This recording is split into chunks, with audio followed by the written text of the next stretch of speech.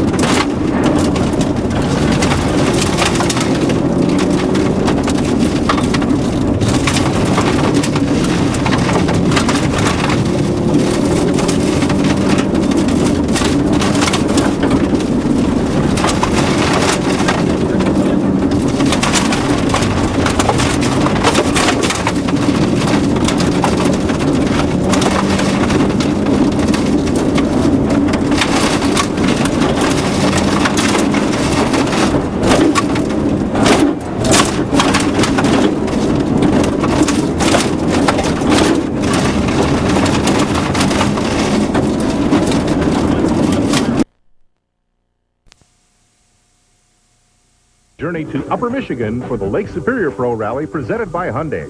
Houghton is the spiritual home of U.S. rallying. 70 cars are ready at the start. The lone Hyundai entered here has a guest driver. Jeff Burmeister gets details.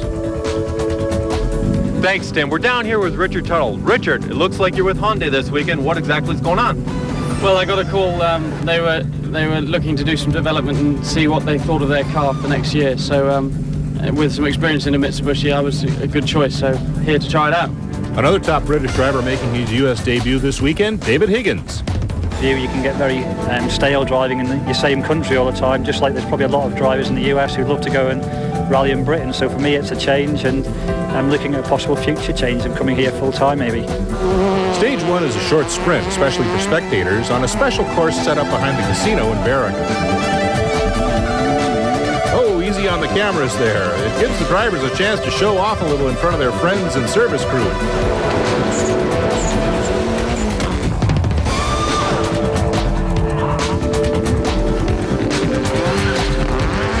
Mark Lovell is first on the road. With the Drivers' Championship already wrapped up, he does not need to win, but try to tell that to someone who is used to winning. Who knows? You know, the old competitive edge might come out near the end, and hopefully we can be near the front as well. A rather deep puddle here, actually part of a pond, gives teams a chance to test the water resistance of their cars. Nearing the end of stage 2, and Lovell is caught by Burke.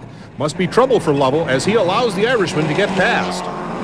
Richard Tuttle puts the Hyundai through its paces, pushing it as hard as he dares already on the second stage. We go on board now, and we see that his co-driver is using a map to help them follow the course. Look at the intensity on Tuttle's face as he concentrates on his driving. He does not take it easy through the puddle, the muddy water seeping out through many places as he roars on down the road. All systems still go as he drifts his way toward the finish of this stage. David Higgins is aboard a new Subaru built by Alternative Vehicles. He too is giving it all he has, though he does slow for the water crossing to keep from possibly drowning the engine. But there's a problem already. The flashers are on and the engine does not sound well at all. Higgins may be out of the running already. Carl Scheibel is next on the road. Gives his Subaru a gentle bath and continues on to the finish with no problems.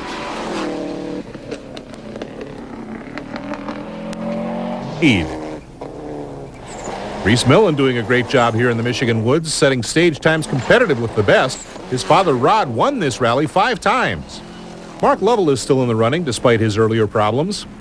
As we go on board, we see that someone is waving them to slow down. He does. And we see that it's Seamus Burke. His car is up on its side. That should move Lovell back into the lead as he comes into the finish of stage 6.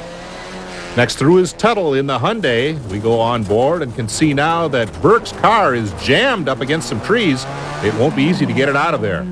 Tuttle seems to have overcome the overheating that plagued his car earlier. Pat Richard has adapted quickly to the new car. He too is running times among the front of the pack.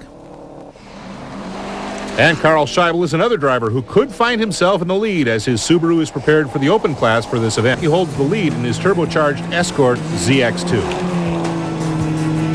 Turning now to production, Mark Utek has had a great season this year and holds third in production GT. Jason Rivas has moved up through the field to hold second in PGT. And Joni Pohjalainen, a native of Finland now living in Canada, holds the lead in the class.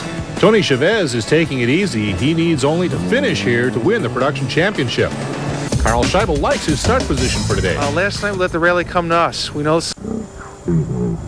Two more in the second day put him out of the event. That allowed Jason Rivas and Ole Holter to move into third place in the Group N class. Points leader Ralph Cosmides with Jimmy Branalong was able to claim second place. But first place went to driving school instructor Tim O'Neill with co-driver Martin Headland. These driving school guys always show off for the camera. The battle in two-wheel drive. James Burke. The Sports Car Club of America presents America's Extreme Motorsport SCCA Pro Rally. Real racing that starts where the pavement ends for the experience that lasts a lifetime. Fastest class times in the morning stages. Class, Brendan Cunningham and Jason Gillespie, as well as series veteran Ralph Cosmides with Jimmy Branalong as co-driver. A bad day for Jason Rivas and Ole Holter, though, at the end of the day's first stage off the road. Came into the corner a little too hot, hooked the wheel over the ditch, and just kind of got sucked in. The shame of it is we're about 50 yards from the end down there, so. So the Subaru race report after stage 10, Mark Higgins, Dave Higgins, Paul Schwanier, A bad day for Jason Rivas and Ole Holter, though, at the end of the day's first stage off the road.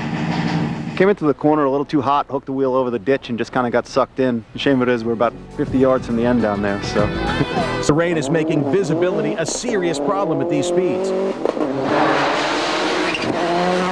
Paul Schwanier having a tough time of it. Not that I can see a bloody thing. Crest 150. Between the fogged windshields and the windshield wipers, these teams had a tough time making it through the night.